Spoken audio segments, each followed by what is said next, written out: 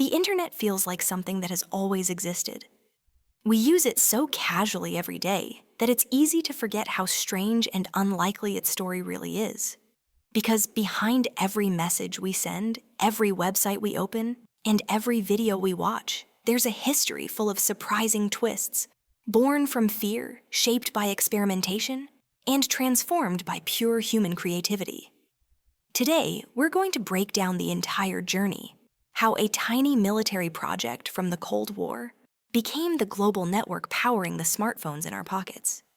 This is the Internet explained simply. The strange truth about the Internet is this: it wasn't invented for entertainment for social media or for smartphones. It wasn't created so we could watch videos, scroll endlessly, or send memes. The Internet began as something much darker. It was built so that civilization could keep functioning, even after a nuclear attack. To understand how we went from a battlefield technology to the device in your pocket, you have to go back to the late 1950s, when the world sat on a knife's edge.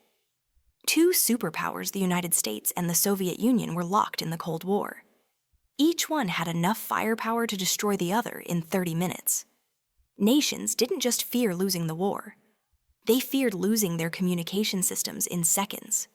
In a traditional network, everything connects to a central hub. Destroy the hub, and everything collapses. During the Cold War, that was unacceptable. So scientists in the United States began thinking about a radical idea. What if a network could survive even if parts of it were wiped out? What if information didn't rely on a single center, but flowed like water, taking any possible path until it reached its destination?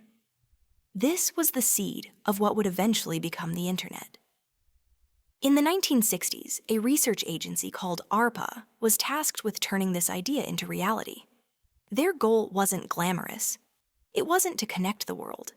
It was simply to make sure the US military could communicate under the worst possible circumstances. And in 1969, they created something small, experimental, and almost absurdly simple: a network connecting just 4 computers. It was called ARPANET. On October 29, 1969, at 10:30 p.m., they attempted to send the very first message across this network. The word they tried to type was Logan, but the system crashed after the first 2 letters. The first message ever sent across the proto-internet was simply LO, a moment so small, so accidental, yet so important that it changed everything. The genius of ARPANET wasn't about speed or design. It was about structure. This new network didn't depend on a single central point. Information could hop from computer to computer using whatever route was available. If one path was broken, the message took another. It was a communication network designed to survive chaos. But ARPANET didn't take off because of military necessity. It took off because of something ordinary, something incredibly human: email. In 1971, a programmer named Ray Tomlinson created the first email program and introduced a symbol that would become iconic: the horse sign. Suddenly, computers weren't just cold machines. They became communication tools. People could send messages instantly across cities, universities, and labs. Email became the first killer app of the digital age. The 1970s were full of small breakthroughs, but one invention overshadowed them all. In 1983, the network switched to a universal language called TCP/IP. The simplest way to understand TCP/IP is this: before it existed, computers each spoke their own dialect. After it existed, everything spoke the same language. January 1st, 1983 is known as the Internet's Flag Day, the moment ARPANET evolved into the modern Internet. It wasn't flashy. No celebrations, no fireworks. But this was the moment the world's computers finally shared the same grammar, the same vocabulary, the same rules of communication. The nervous system of the modern world was born quietly in the background. But even then, the Internet was still mostly invisible to ordinary people. It was a network of scientists, researchers, and academics. Useful, yes, but not exactly exciting. That changed in 1989 thanks to one man working at CERN. His name was Tim Berners-Lee, and he invented 3 things that transformed the Internet forever: HTML, a simple language for building pages, URLs, addresses for finding those pages, and HTTP, the system for delivering them. Together, these inventions became the World Wide Web. And here's a point most people misunderstand. The web is not the internet.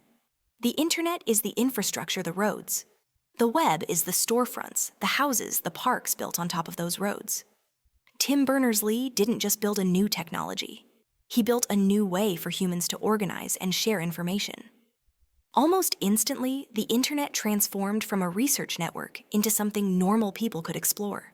The 1990s exploded with innovation. In 1993, the Mosaic browser was released, the first popular tool that let the public experience the web visually. A year later, Netscape brought the internet into homes and offices. Suddenly, websites began appearing everywhere. Yahoo, eBay, Amazon, and thousands of forgotten startups filled the digital frontier. Investors poured money into anything with a .com at the end. Stock prices rocketed upward, and just as quickly, they crashed. The .com bubble burst in the early 2000s. Billions were lost. But the underlying technology survived and matured. The crash wiped away the hype, but left behind the foundations of modern online life. In the early 2000s, another revolution reshaped everything broadband. For the first time, the internet wasn't a screeching dial-up connection. It was fast, always on, and capable of handling huge amounts of data. Companies like Google emerged, promising to organize the world's information. Search became instant. Knowledge became universal. And then came 2007, a year that changed the digital world more than any year before it. The year the first iPhone launched. The smartphone didn't just put the internet into your pocket, it fundamentally changed the internet itself. The web stopped being a static collection of pages. It became a living, dynamic world of apps, videos, maps, payments, social media streaming, and cloud services. You no longer went online. You were always online. Billions of people who had never touched a computer now touched the internet every day through a small glass screen. From that moment on, the internet became the central infrastructure of modern life. It controlled communication, entertainment, business transportation, banking, politics, and culture. And quietly in the background, another shift was taking place, the rise of connected devices. Cars, refrigerators, cameras, lights, thermostats. Everything became part of the network. The internet was no longer just a tool for humans. It was becoming a web connecting objects, machines, and data streams. The Internet of Things. And then another transformation began: AI. Suddenly, the internet wasn't just a library. It became a brain. Algorithms learned from search history videos, learned from your preferences, and apps adapted to your habits. The internet began to personalize itself for each individual, creating billions of unique digital realities. But here's the unexpected twist. For all its growth, all its power, and all its influence, the internet is still unfinished. New networks in the sky are forming through satellite constellations like Starlink. New models like Web3 aim to decentralize computing again. Virtual and augmented reality promise new digital worlds layered over the physical one. And AI agents are becoming capable of using the internet on our behalf, researching, writing, buying, scheduling, and building. The internet we know today is only one version of what it might become. It began as a military experiment designed to survive destruction. It evolved into a research tool for scientists. It exploded into a global platform for communication and commerce. And finally, it became the invisible architecture of everyday life, the nervous system of the modern world. From the first two letters LO to billions of messages sent every minute. From 4 connected computers to the entire planet online. From a fear of nuclear war to the smartphone in your hand. This is the story of how the internet grew, adapted, broke, rebuilt itself, and eventually became the most powerful invention in human history. And the next chapter hasn't even been written yet. If this journey changed the way you think about the internet, imagine how many other technologies around us have equally unexpected stories. Our world looks complicated on the surface, but with the right perspective, these big ideas become simple, clear, and fascinating.